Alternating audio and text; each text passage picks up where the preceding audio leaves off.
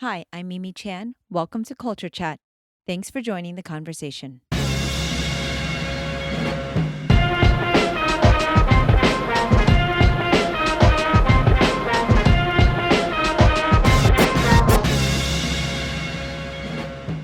Happy Earth Day! Today I speak with aquatic biologist Pat Rose about the environment, climate change, and manatees. Pat is the executive director of Save the Manatee Club. Their mission is to protect manatees and their aquatic habitat for future generations. We discuss the issues facing manatees and all endangered species, and how it affects humans. Climate change is real. Despite why the climate change is happening, we have to do more to help stop the effects of these changes. I enjoyed learning about the environment and the aquatic ecosystem and what we can all do to help. Today, I adopted a manatee named Mushu, and it feels good. You should too. As always, please help support this podcast by sharing and rating it. And if you'd like to support with a donation so I can keep bringing you these podcasts, do so on patreon.com or on my website. For comments or suggestions, email me at mimi@culturechatpodcast.com or reach out on social media at SifuMimiChan. Now, on with the show. Hello, Pat. Thank you for joining me on Culture Chat today. Good morning.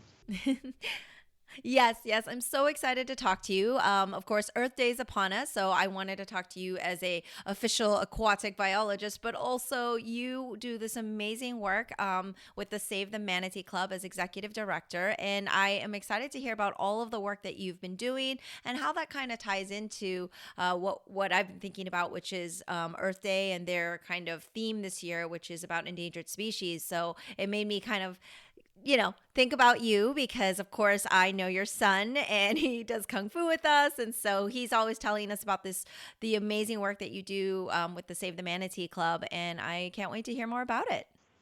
Well, one of the things that's interesting, you mentioned Jeremy.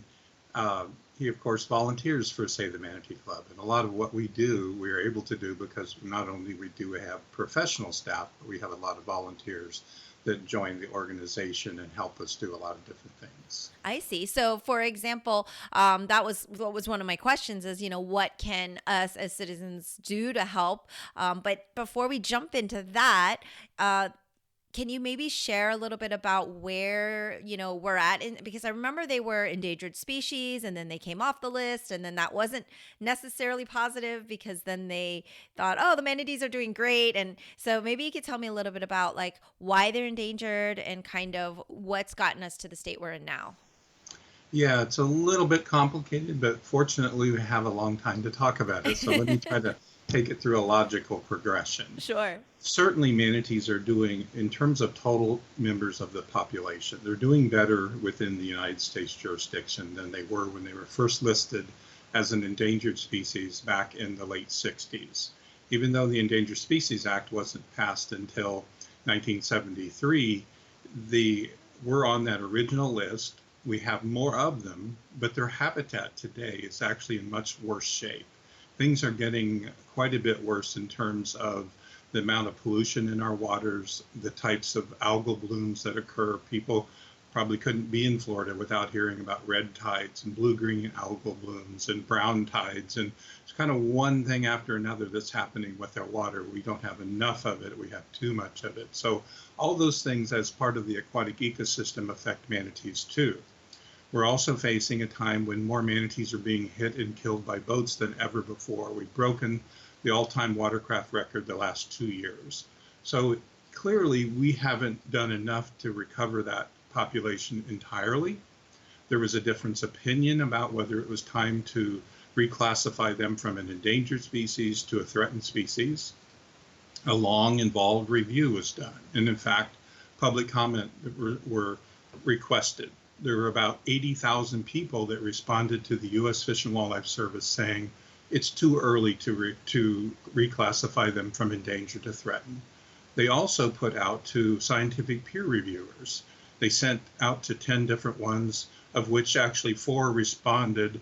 So of those responses they got, none of the scientific reviewers agreed with their opinion either, that you should reclassify them at this point in time. They, of course, promised that even if we reclassify them from endangered to threatened, it won't mean we won't protect them as much. But the reality is the protections actually are eroding already. And so at a time when the population, in terms of right numbers are larger than they were when they were listed. The types of threats and risks they're facing are actually still increasing and they're not controlled. So therefore, we could spiral back to the point where they would be literally in danger of going extinct. And if that were to happen, we likely couldn't then recover them going forward because the habitat wouldn't be sufficient to allow that to happen. I see. Wow. Yeah, that is all very involved. And, I remember I grew up in Florida. So, of course, there was a time, my dad loves fishing, and we would just kind of go out on a pier and we would see manatees kind of almost fairly frequently. Like, we remember spotting them, and it was always exciting. My dad calls them sea cows. And so that Yes. always, like, is in my mind of that. And they look so gentle. And generally, I'm afraid of most aquatic animals, except for dolphins, of course. Like, who doesn't love dolphins? But like, I am like deathly afraid of sharks. Like, I refuse to scuba dive because of all these things. I know, I know. It's my own phobia, but I feel like I'm in their territory, so it is what it is. But manatees, who doesn't love manatees? I mean, they're so peaceful and they just are always floating and they're so gentle. I understand that they actually don't have any natural enemies. Is that true?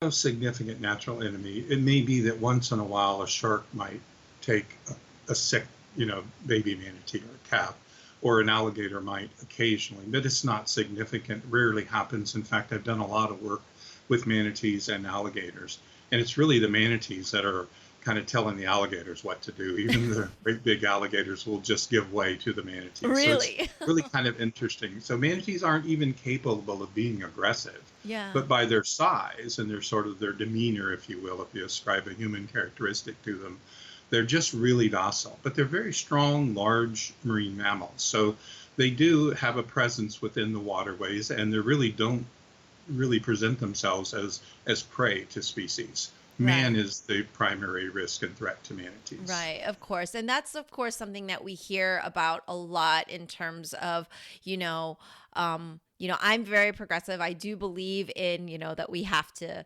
move through the modern world. I don't want to be in the Stone Age or anything, but at the same time, it's like, are we doing too much to our oceans? Are we overfishing? Are we, building in areas where, it is affecting our aquatic life? And of course, the pollution, like all these questions come to mind. And then, the big word of climate change and all these things kind of come into play. But I mean, I know that in your work, you probably see a lot of like intersection of all of these terms and things that I was just describing. But like, through your work with the manatees, I mean, you just described, of course, humans are the biggest quote unquote enemy. And I don't think anybody intentionally goes out and says, I'm going to, slaughter manatees today. But, the boats are one of the biggest things I saw on the website, that it's a huge, a huge problem. So, I mean, other than, of course, us volunteering, like what can we as humans maybe be doing, better? What can we do better in terms of helping our wildlife, not just the manatees, but probably all the wildlife in the ocean? Well, that's one of the amazing things about manatees is they are iconic or representative. The problems manatees face are problems that are common to most species that depend on water, whether it's the marine environment or it's the estuarine environment or the freshwater. Manatees actually utilize all of those habitats. In the marine, they're going to be near shore. So they're not going to be way out in the middle of the ocean, but they're going to be near shore because they're vegetarians. They feed on aquatic vegetation. So seagrasses are quite important. Seagrasses are also the basis of the productivity in terms of the nearshore habitat. Most of your fish grow up in those nursery grounds of those seagrasses and so forth. If they're not doing well, then the fisheries are not doing well, manatees are not doing well, and people's dependency on fishing and all that in terms of the sports, it's not going to do well either. So it's in all of our common best interests to take care of our aquatic ecosystems. I might just, before coming back to the manatee issue, just sort of give you an overview. There really is not an aquatic ecosystem in the world that is in good shape right now.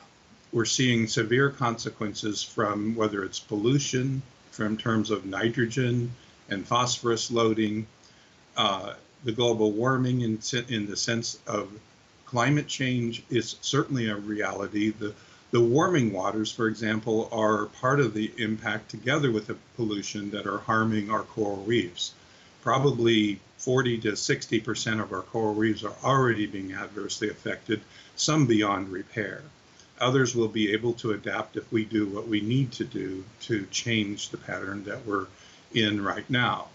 If you look at the numbers of species that have already been impacted by human development since the time that man has really been growing in terms of his population, there are alarming number of species that have already been extirpated, and probably 40 to 60% of them are at a point where they're threatened or likely to become threatened or endangered in the future. The problems are so large that sometimes people might get discouraged and think, well, what can I do as an individual in that respect? Earth Day is a good example of that, because bringing people together throughout the world to bring attention to what's been going wrong is critical to doing a better job going forward. We won't solve those huge problems immediately, but each and every one of our individual acts cumulatively will make a difference. Then how we make our desires known to our representatives, whether it's in the United States or it's in any other country in the world, of course, including China. It was great that Jeremy spent about 3 years over there learning much about that country as well, and of course your knowledge of that. But it just, my point in that is there are billions of people that must collectively help take responsibility for their own actions individually, but also as a society. And so that's just something to be aware of during this time that we're thinking about, April 22nd coming up for Earth Day. That'll be the 49th anniversary of Earth Day. It does, as you said, focus on species and their concerns over their survival, but really their survival is tied to our survival and vice versa. So how well we do in protecting our species within the planet, maintaining that the biodiversity, will speak to how well we survive as a population. Oh, so well said. I feel like we could just wrap it up right now. No, I mean, I'm just nodding my head because I feel so connected to everything you're talking about. I feel like, until us as humans, get a little less selfish. So maybe because red tide ruins someone's beach day, they'll start to think a little bit about, oh, okay, well, now I can't go to the beach, or these fish aren't available for me to eat. I think it's unfortunate. It has to get to a point where we're in dire straits for attention to be brought to such things. But it amazes me that so many people are still kind of in denial that there are these problems. And I tend to be on the pessimistic end. I do research. I do like to read, and I was looking reading a book, and it's like the sixth grade extinction, and I'm like, oh my gosh, we're all Florida's gonna be underwater. It's crazy. But it is true that there's so many marine species perishing, and a lot of us on land think, well, why does that even matter for us? Because we're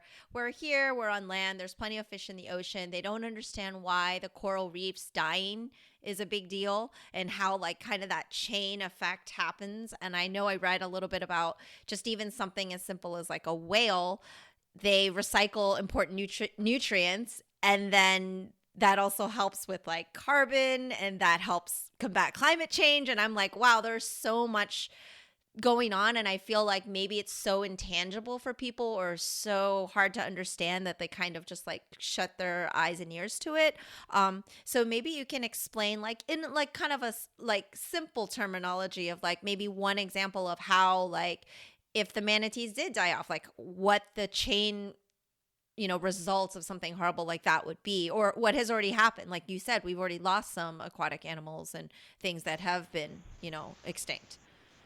Well, to bring it back to sirenians, which is the order that manatees belong to, there are presently dugongs, and then there are 3 species of manatees. There was a third member of that order of sirenians. It was the stellar sea cow. It lived actually in the Bering Sea area.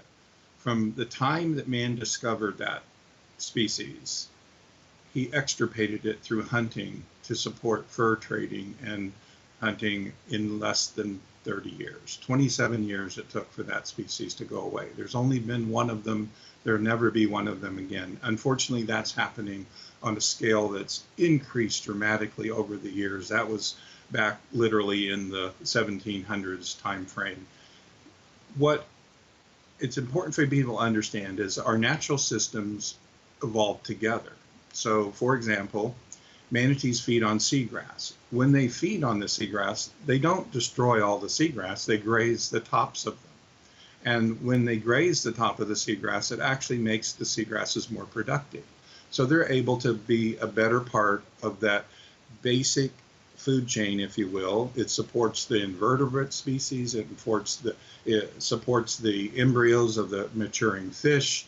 And so there's an ecosystem that is based around those seagrasses. When they're healthy, the ecosystems are healthy. When they're not healthy, those ecosystems can collapse. And so the things we like as people like to be able to go out and catch a fish or have water that's clean enough to see through it as opposed to dark green or brown or red. Those things are if the seagrasses suffer, then we're going to suffer, the species are going to suffer. On the other hand, it's not always about that we put this tremendous amount of pollution in all at once. Sometimes it's about thousands and thousands and thousands of small amounts of pollution that come from, say, our leaching drain fields, from our septic systems, because our homes were built in places and we didn't take care of and clean up our own waste, if you will. And that happens in many other climates and habitats. But if we think about Florida, one of the major ways our estuaries are being polluted is because of this thousands and thousands of different septic tanks leaching into those environments. We can either say, we can't do anything about it, or we can say we can. And in fact, there are efforts underway now to take those systems off of the drain fields, put them on sewer systems that will actually clean it up and then release the water back in a clean state. The question is, are we willing to pay the price necessary to do that? Because for so many years, we haven't been. So for so many years, our systems have been degraded.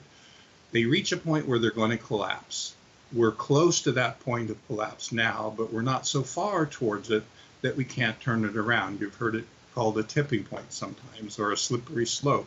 Well, this is happening all over the world right now. If you go back to climate change, we're at that point where if we don't really begin to reverse it soon, it will be irreversible. Now, in terms of human life frames, maybe we won't see it. I'm 68 years old. I probably won't see it, but certainly my children and their children and so forth, they're going to see it. And there's going to come a time when we can't reverse it. So that's a sort of the bad part, but there is still time. And so that's why I'm really happy to see that Earth Day is focusing not only on species like this year, but then next year will be the 50th anniversary of Earth Day. And that's going to, I think, take on a very strong focus that has to do with getting all of the people of the world to the point that it's possible together to be relentless, if you will, about our future prospects. So maybe I'll pause with that. There's a lot I want to get into about manatees and why I think they are part of a very important solution to the future.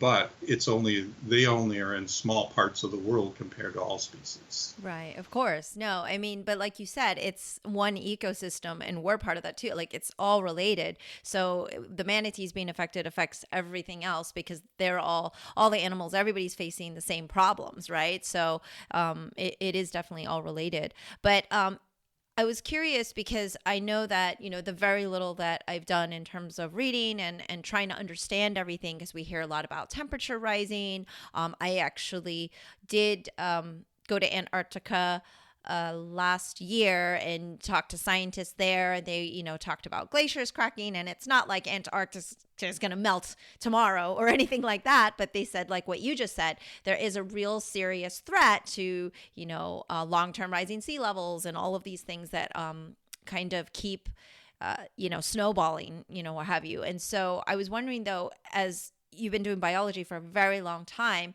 you mentioned something that happened in the 1700s, but then in this last decade or maybe 50 years, I mean, what, in terms of something even like red tide in Florida, like what have you seen in terms of the how quickly and rapidly things have declined. My understanding is, there's hundreds of years that go by and these things happen, but then in the last 20 years or so, things have been much quicker to deteriorate. Is that true, or do you see like evidence of that in your study?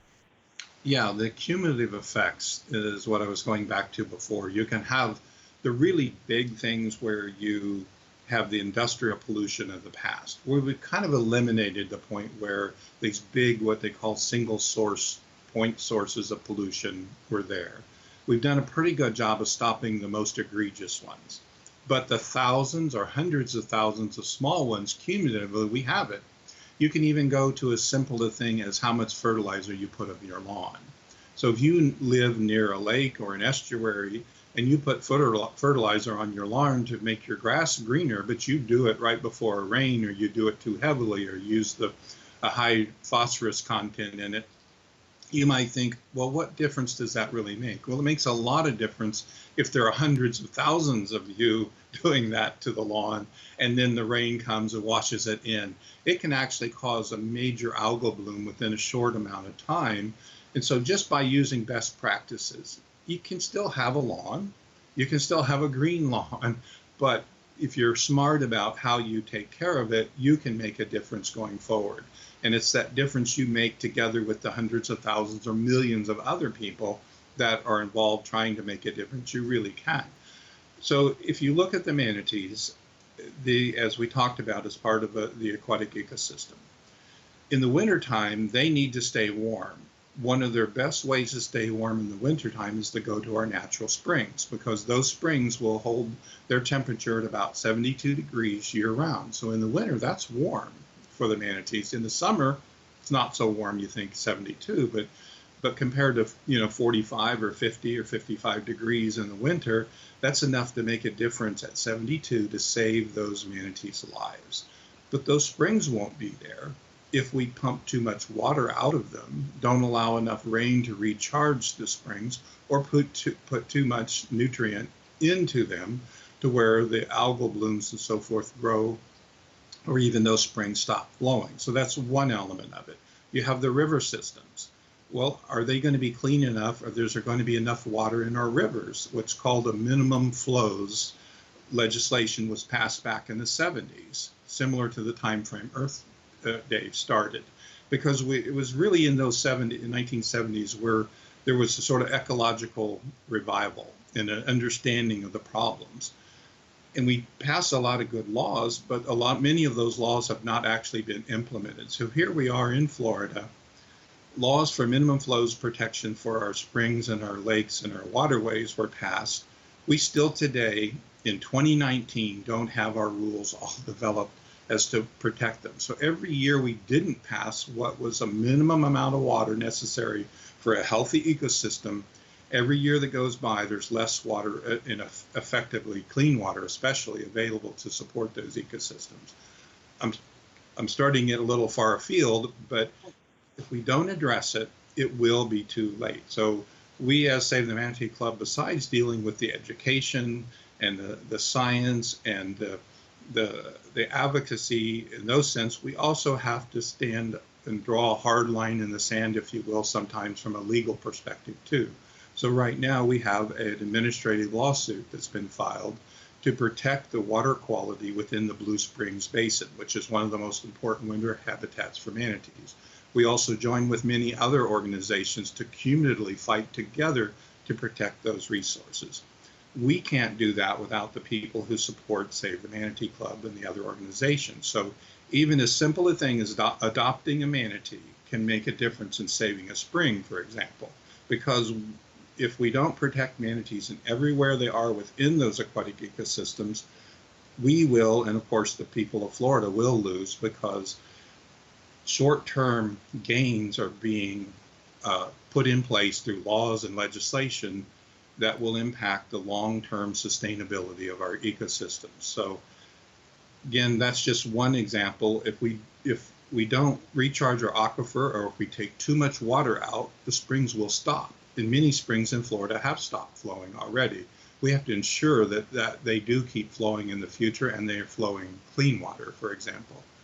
In our coastal systems, we are facing situations where we have not enough fresh water during some times of the year, then we have way too much fresh water during other times of the year. If we look at Lake Okeechobee, people have heard a lot about probably the fact that back in the late 20s, hurricanes caused flooding in that region, and many people died. So they built a big dike around, around the lake. Mm-hmm. But they're also raising sugarcane and many other agricultural crops, and they're putting in literally tons and tons of fertilizer. So the water itself is becoming polluted. So they're holding that water, and when the lakes start to fill up too much, they want to get rid of the water so they don't have flooding, and we don't want people impacted by flooding.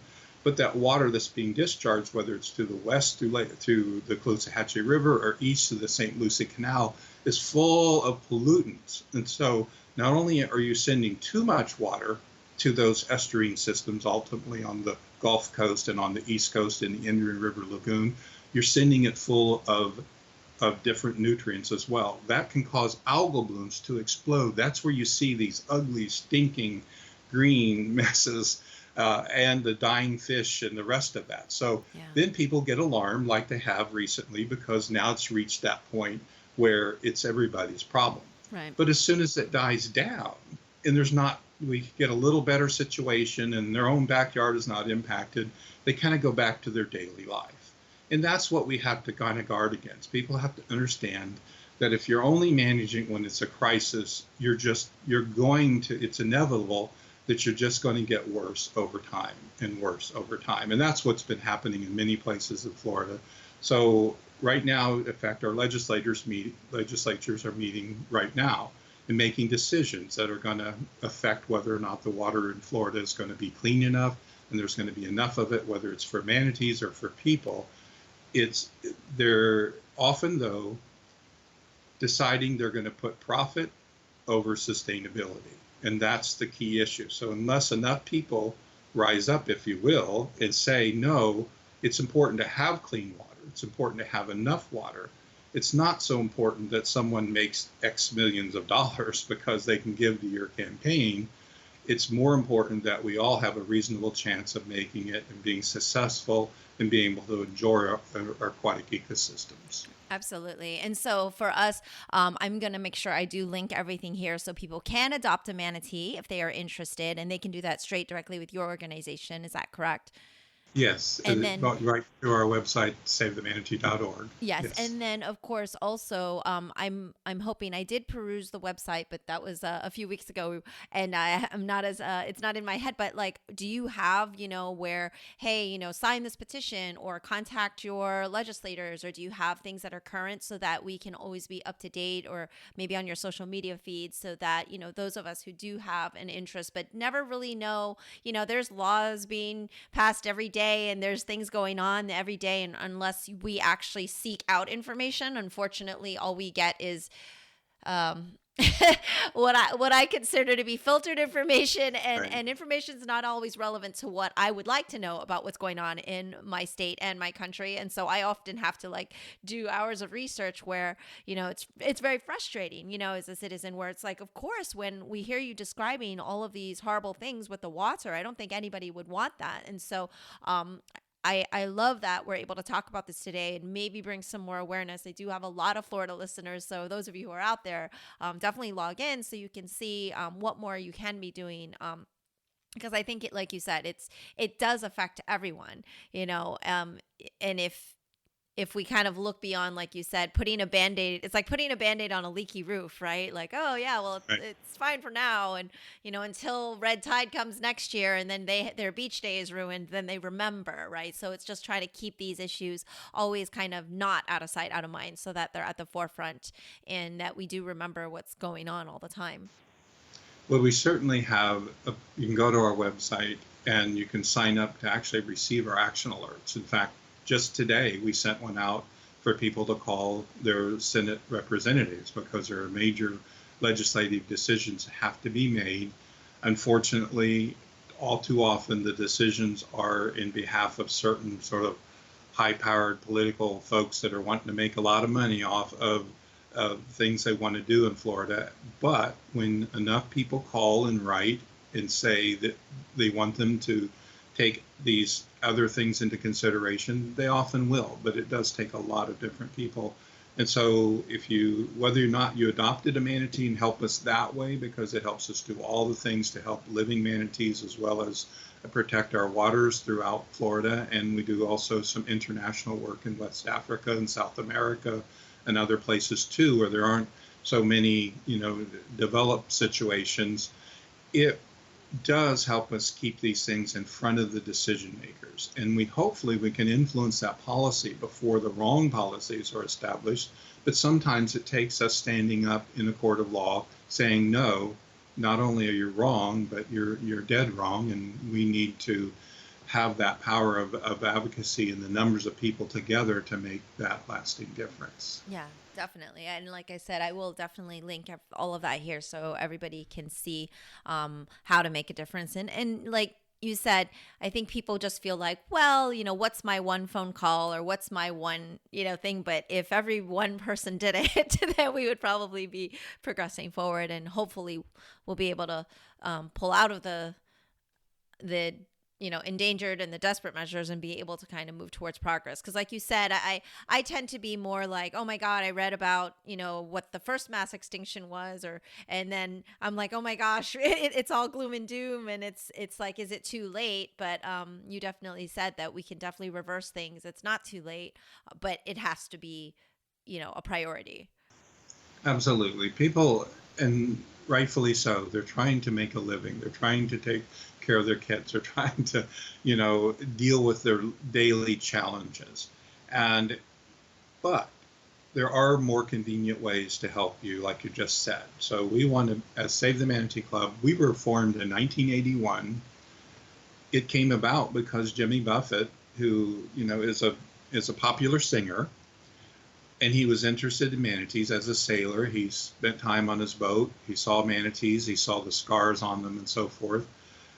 One of his concerts, the governor of Florida came back to talk to him and introduce Jimmy and his daughters to him. During that conversation backstage, that was the genesis of Save the Manatee Club, because Jimmy asked the governor, isn't there more we can do to help save manatees? And from there, the Save the Manatee Committee was formed by appointment by the governor, and sort of that got us started in 81. Well, we've grown, and it was great to have that notoriety. Jimmy Buffett's still involved, but without the individual people like we were just talking about, we can't do what we need to do. We do depend on their interest, their involvement, and it makes what we do possible. And if we can save manatees, we save those aquatic ecosystems. And so that's what's so important. One person does make a difference. Yeah. And how long have you been with the Save the Manatee organization? Well, interesting enough, I was appointed by the governor, what I was just talking about, as the scientific expert for Save the Manatee Club, for the manatee expert. So I actually helped form the organization after Jimmy Buffett and Governor Graham actually founded the organization. So I volunteered for 15 years as with the Save the Manatee Club on the board. At the same time, I was actually doing a number of other jobs as well. That was a volunteer effort there. I was also the first federal manatee recovery activities coordinator for the United States Fish and Wildlife Service. Then from there in 1983, I began the state of Florida's programs for manatees and marine mammal protection. So I stayed with the state of Florida, growing those programs to a very broad-based science and administrative programs until I retired in 1996. And at that point in time, when I retired from the state, then I went to actually work for Save the Manatee Club. So I went from a long-term volunteer, developing the federal and state programs, and then retiring and then going to work. So in 1996, I went to work for the organization, and in 2006, I became the executive director. So it seems like you've always had kind of a connection or, a love for the manatees. But I mean, I know you're an aquatic biologist, but when did your attention for manatees kind of begin? Well, as a grade schooler, I actually learned about them in fourth grade through a weekly reader and reading about it. I remember I that. grew up in the Midwest, and so there weren't any manatees there. But I loved water and anything to do with water. You couldn't keep me out of a creek or a puddle or a lake or And in fact, I was constantly getting disciplined because I was running off to go fishing or play in the creeks and catch critters. I loved turning over every rock I could to see what was under it and learn about it. So that turned into a love of diving. And I began learning how to scuba dive and spent a lot of time doing that. I built underwater camera housing, underwater movie housing. So by the 60s, I was already greatly involved in diving activities. And so as soon as I could in late 60s, visited Florida, saw the manatees. In fact, the first part of a manatee I saw underwater was a scar because it was kind of turbid water and the scars are kind of a white, very much lighter Right. than the manatee's normal gray skin. And so literally to this day, I can still see the first part of the first manatee that I saw underwater, and it was a scar, and it impacted me. And knowing that there wasn't much of anything going on back then in the late 60s as to how manatees could be protected and what was going on, I really felt it was something I wanted to work on. So I finished my undergraduate and graduate education. And then as soon as I could save enough money, I packed up everything I had, put it in a car and a trailer, and I moved to Florida to volunteer to see what I could do. And that was in 1976 when I actually left for Florida with no job or prospects other than knowing I wanted to do something for the manatees and for our aquatic ecosystems. Wow. Okay. I was wondering. I didn't realize it went all the way to fourth grade. I was thinking, wow, you must have been just like a stellar high school biology student or something. But apparently, you really loved that aquatic life much earlier. Yes, and when the water I was in then in the Midwest was not very clean water either. Right. And people were still trying to struggle with understanding how you could take care of your environment.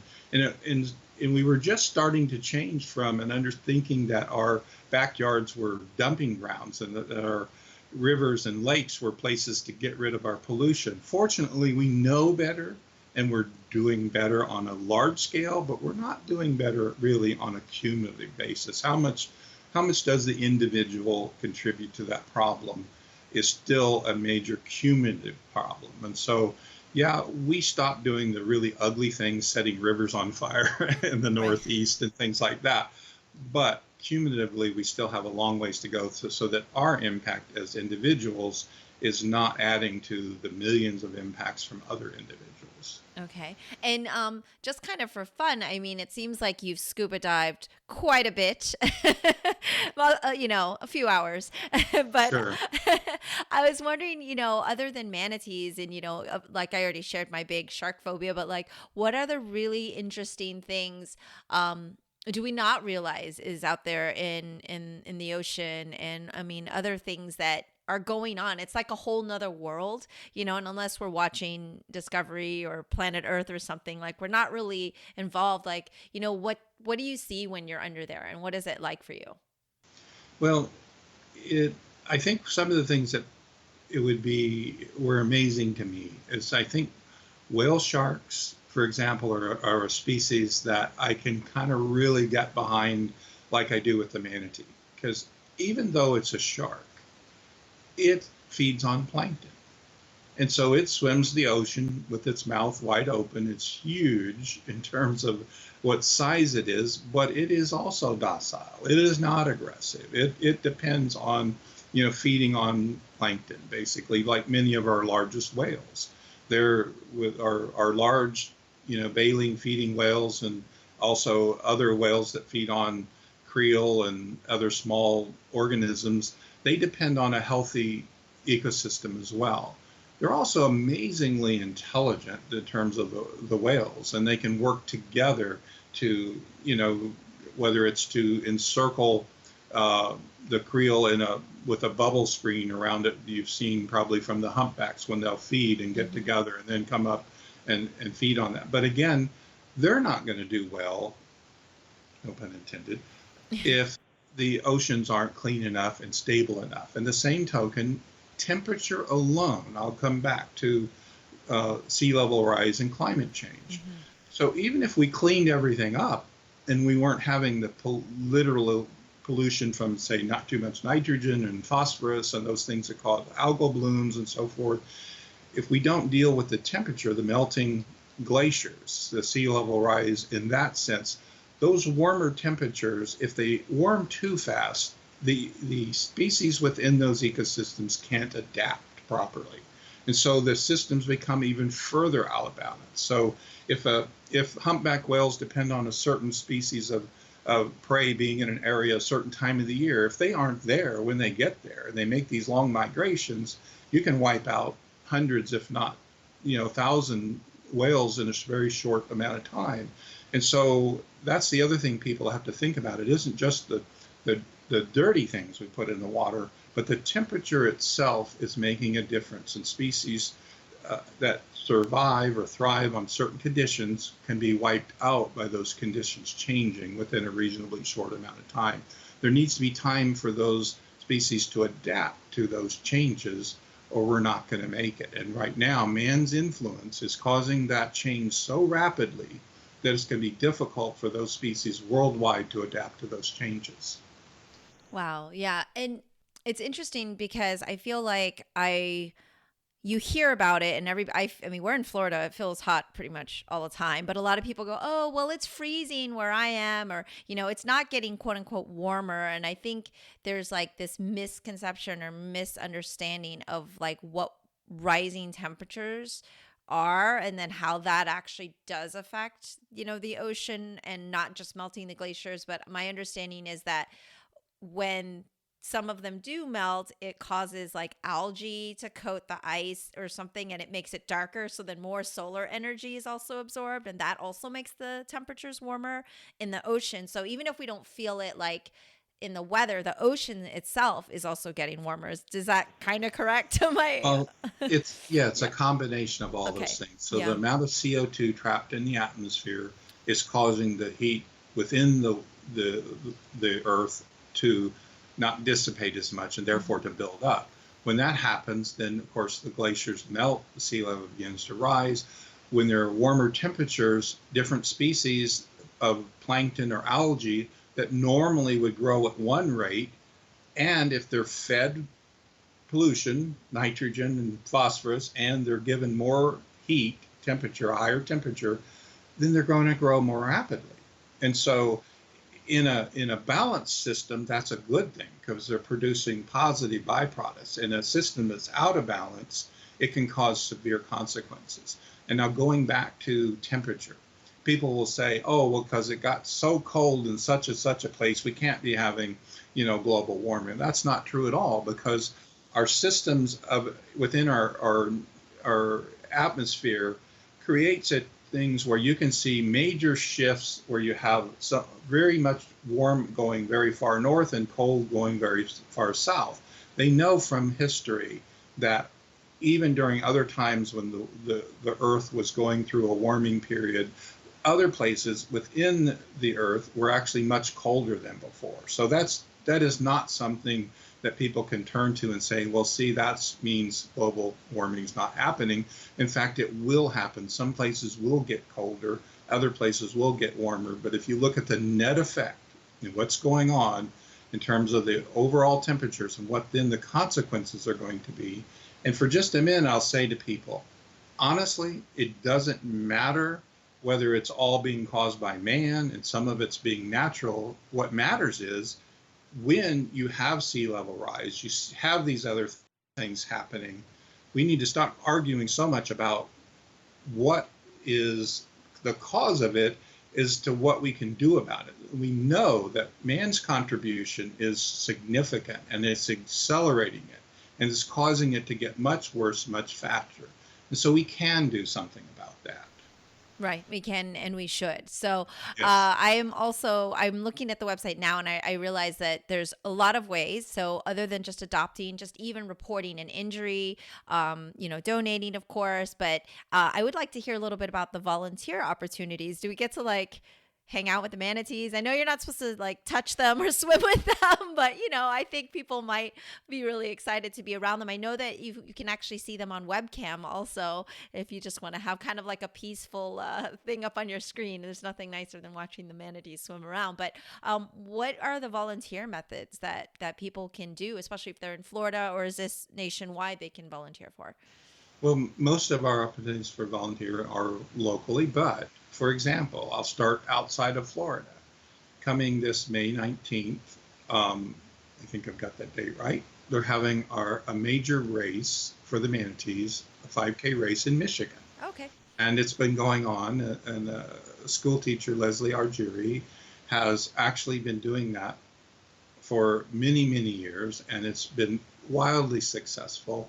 But that's happening in Michigan. That's happened, and she coordinates volunteers, like 1,000+ volunteers, to help put on that race each year. I may have the number of volunteers too high, but of course, everybody that runs in the race, I'll consider them a volunteer, if you will. Exactly. And Yeah. it's over 1,200 people that participate there in Michigan. But we also have people that can join that race virtually throughout the world. And we have now all 50 states participating and in many foreign countries. So that's a sort of extra liminal volunteer.